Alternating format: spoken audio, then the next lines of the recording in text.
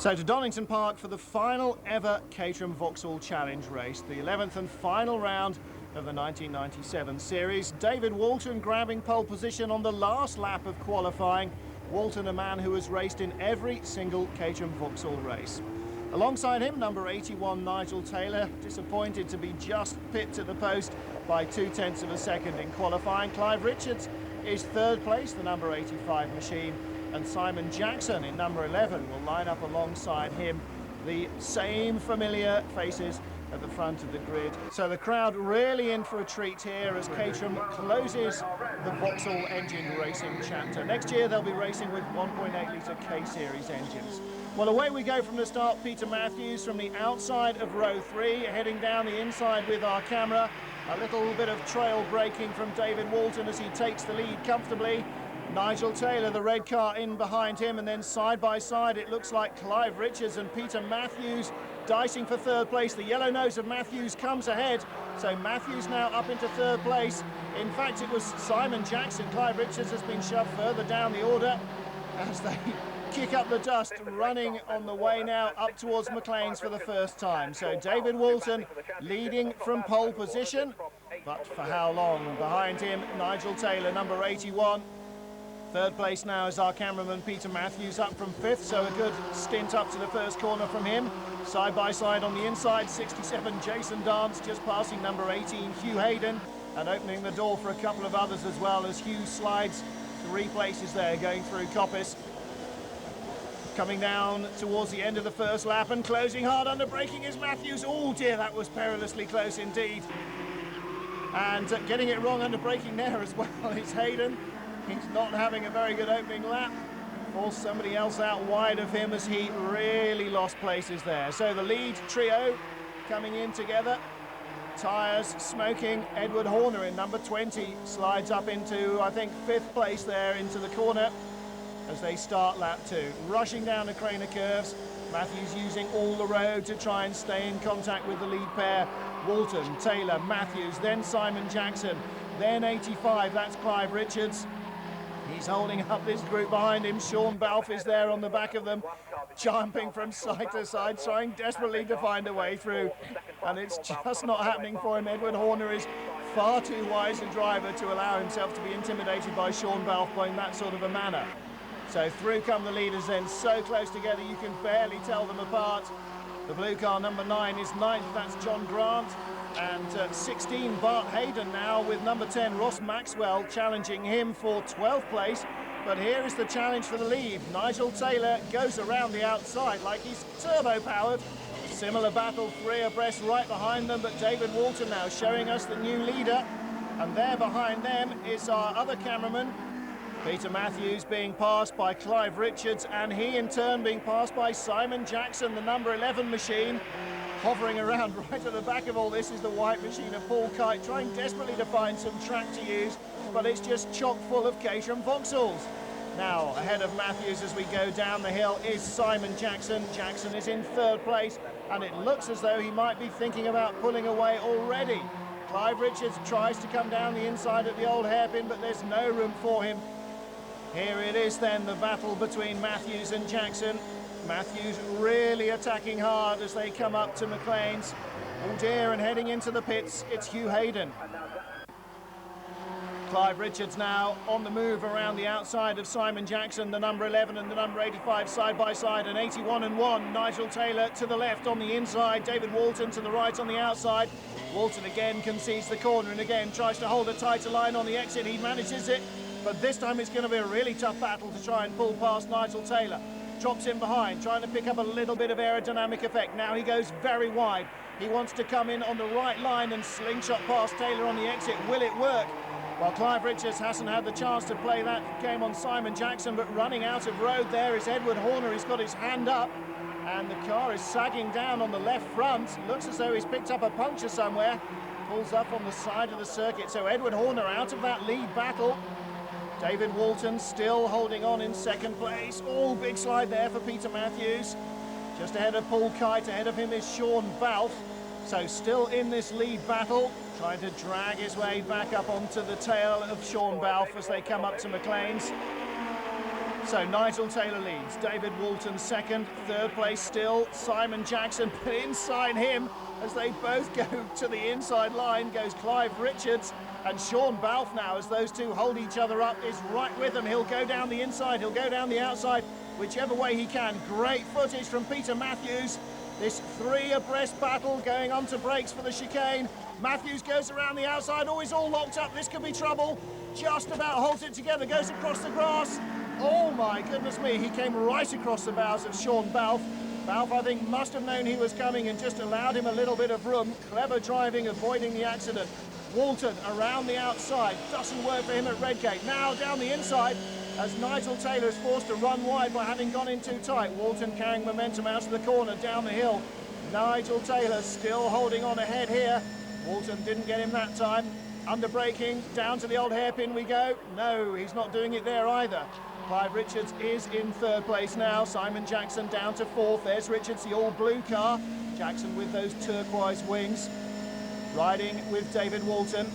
There is the race leader. So Nigel Taylor comes towards us. Walton, Richards right with him. Then a little break, maybe as much as 2 or 3 car lengths to Simon Jackson.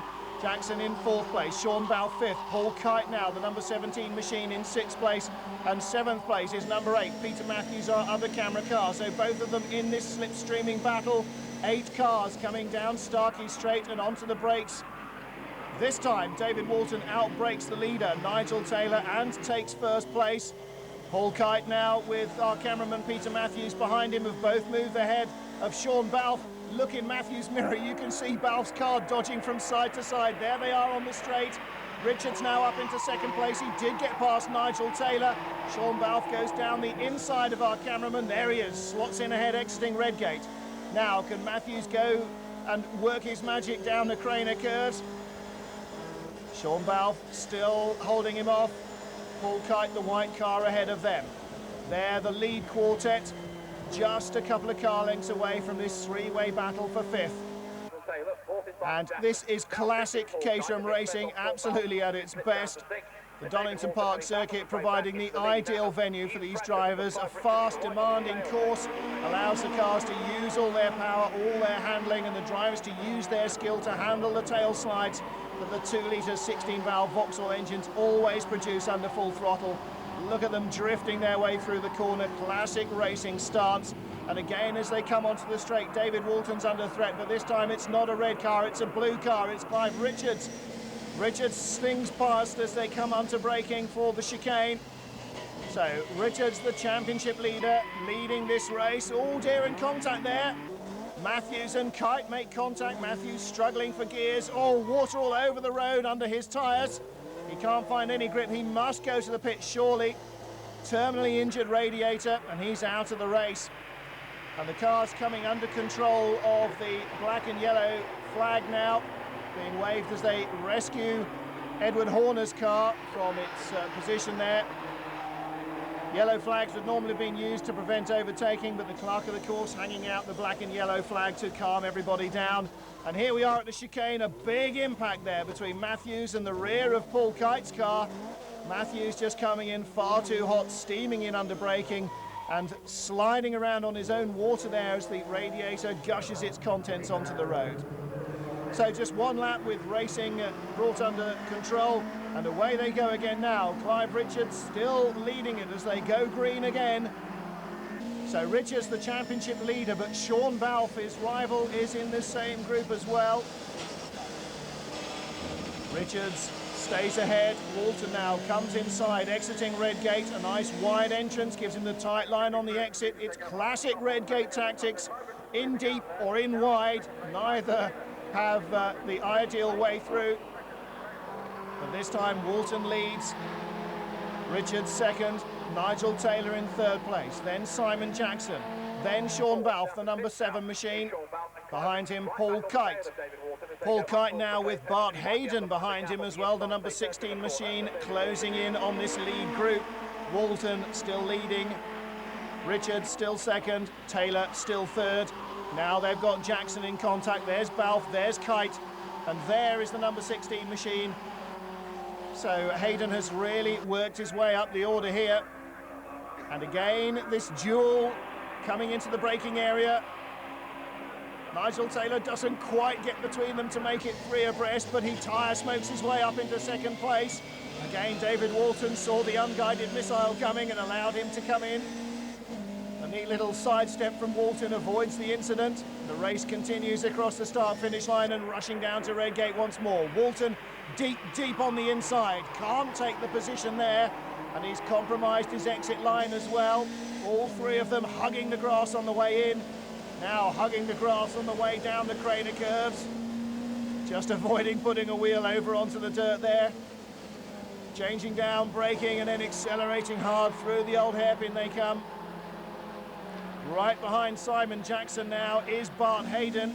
He is getting very, very close indeed. But here is the first, second and third place battle. These 3 cars with a couple of car lengths ahead of 4th place Simon Jackson. And just look at the way, if you watch the front wing in the corners, they're working on the steering, just balancing it on the steering and the throttle here. Touch of opposite lock and powering their way out. Full drive all the way through the corners. So Walton in 3rd place, now giving us a grandstand view of the braking battle ahead of him. He's out wide to get the ideal line into the chicane. There's nobody near him, so he can do it. Will he get good drive out of the corner? Simon Jackson, Sean Balfe are close to him. And again, side by side, all the way down the straight. There's no room at all for David Walton to get involved in this one. Bart Hayden right behind Simon Jackson as they come into Redgate. But let's go back to the lead trio.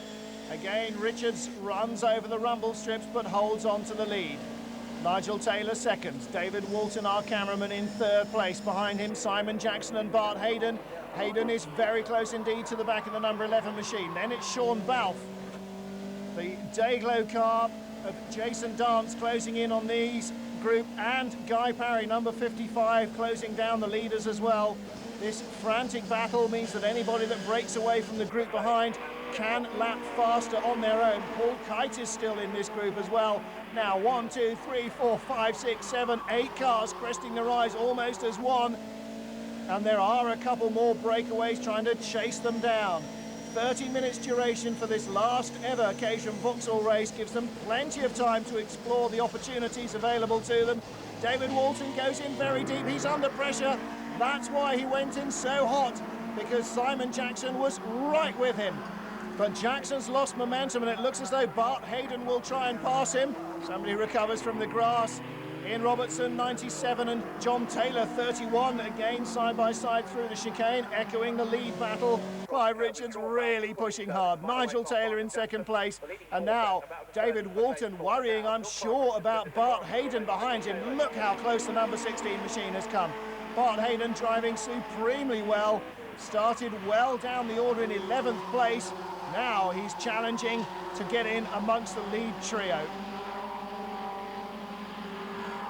So Richards with the line astern behind him now. They're picking up the tow. They've got more revs. They slingshot along. It's almost 3 abreast. David Walton doesn't quite carry it that far.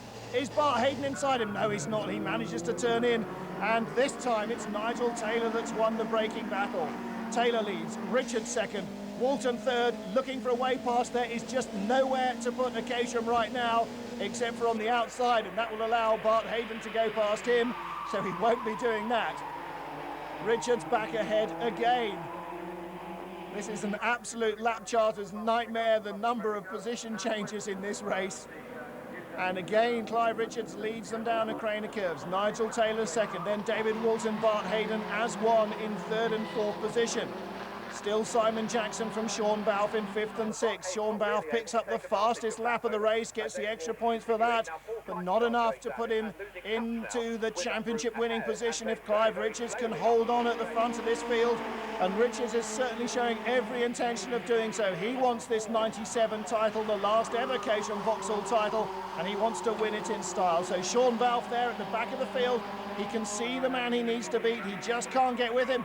And Paul Kite, number 17, doing a little bit of rally crossing there. Forced to retire just before the end. Now they're on the final lap. Clive Richards down the Craner curves with a big advantage because there's a back marker. Tim Lawrence in the way.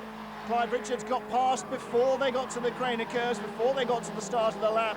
and the others have been held up, and now look at this, Nigel Taylor under pressure from David Walton. Taylor still in second place, the red nose marking him out, then Walton number 1 in third place, still Bart Hayden in that orange machine in fourth place, then Sean Balfe and Simon Jackson, they've swapped places. Balfe ahead now, Jackson trying to find that position back. So Sean Balfe, there he is, trying now to challenge Bart Hayden for fourth. This could all go down to the final run at the chicane, but Clive Richards will not be troubled unless he throws it off the road. Nigel Taylor with David Walton. Taylor not under pressure from a move here, and it looks as though Clive Richards is coming through the chicane to win the race and win the championship. He does it. Richards win. Nigel Taylor in second place from David Walton by half a nose. And there is the championship winner, the winner of the last ever Caterham Vauxhall race.